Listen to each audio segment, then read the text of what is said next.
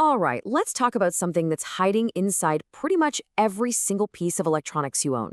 It's called the semiconductor diode. Now, it might look incredibly simple, but trust me, its job is absolutely essential to how our digital world works. You know, the easiest way to get your head around a diode is to just picture a one-way street. That's it. Cars can only go in one direction, period. A diode does the exact same thing, but it does it for electricity. It's a super simple idea, but it's the key to everything we're about to cover. See, in any circuit, it's not enough to just have electricity flowing. You need to control it. You need to tell it where to go, and maybe even more importantly, where it's not allowed to go. And that is exactly what the diode was built for. It's basically the circuit's traffic cop. So, we're going to look at the diode in three basic situations. First, what it's doing when it's just sitting there, which we call no bias. Then, how we get the current to actually flow, that's forward bias. And finally, how we block that current, which is called reverse bias. It's kind of like a traffic light. One state is off, one is green, and one is red.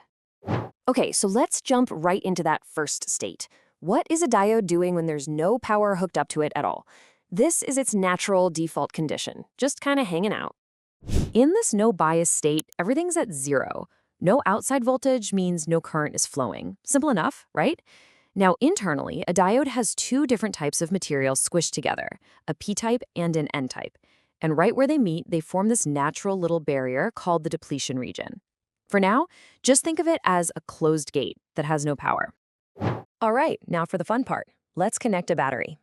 We're about to see how we can give the electricity the green light to go flowing right through that gate. This is where the diode really comes to life. So this green light condition has a name. It's called forward bias. And all bias really means is that we're applying voltage in a very specific way. To get forward bias, we connect the positive end of our battery to the p-type side of the diode and the negative end to the n-type side. This positive to negative connection is absolutely key. So what happens inside when we do that?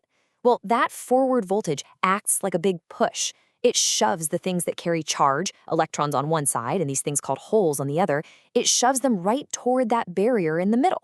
As they get pushed together, that barrier, the depletion region, gets narrower and narrower, and if we push hard enough, they have enough energy to jump across, and boom, current starts to flow. And what's really interesting is that the amount of push you need depends on what the diode is made of. Take a look here. A germanium diode, for example, only needs about 0.3 volts to open that gate. Silicon, which is by far the most common type you'll ever find, needs a little more of a nudge, about 0.7 volts. And then you have other materials like gallium arsenide that need an even bigger push, all the way up at 1.2 volts. So what is all this traffic flowing through our diode? Well, the main players, the ones doing most of the work, are what we call majority carriers. In that n-type material, the traffic is a flow of electrons. In the p-type material, it's a flow of those holes we mentioned. These are the cars driving down our one-way street. But you might be wondering, is there any traffic going the wrong way? Well, yeah, but just a tiny, tiny bit. These are called minority carriers. Seriously, think of it like one or two cars trying to drive the wrong way down a massive highway. In this forward bias state, there are so few of them that they really have no effect on anything. Okay, we've seen the green light. Now let's see what happens when we flip the battery around. What if we try to force all that traffic down our one-way street in the completely wrong direction? This is the red light state. We call this reverse bias. And this time, we intentionally hook the battery up backwards. We connect the positive terminal to the n-type material and the negative terminal to the p-type material. We're going positive to negative and negative to positive, just to see what happens.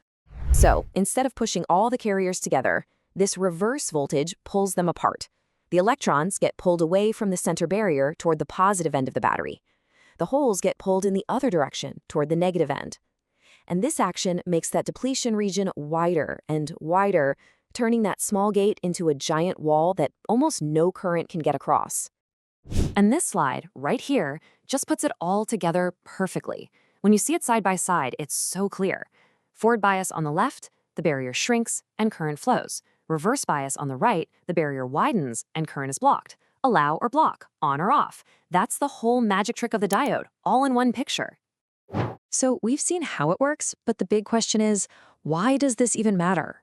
Why is this simple little one-way street for electricity one of the most powerful concepts in all of technology? It's because this one simple function is a fundamental building block for everything else. You know the charger for your phone that turns AC power from the wall into DC power? That's all thanks to diodes. Want to protect a sensitive circuit from someone plugging in a battery backwards? You use a diode. This one-way gate is the starting point for building logic gates, memory, and processors, basically the entire modern world. And that really just leaves us with one powerful idea to think about. Once you have that amazing ability to dictate the path of electricity, to create that perfect one-way street for current, what can't you build? The possibilities, as we've all seen, are pretty much infinite.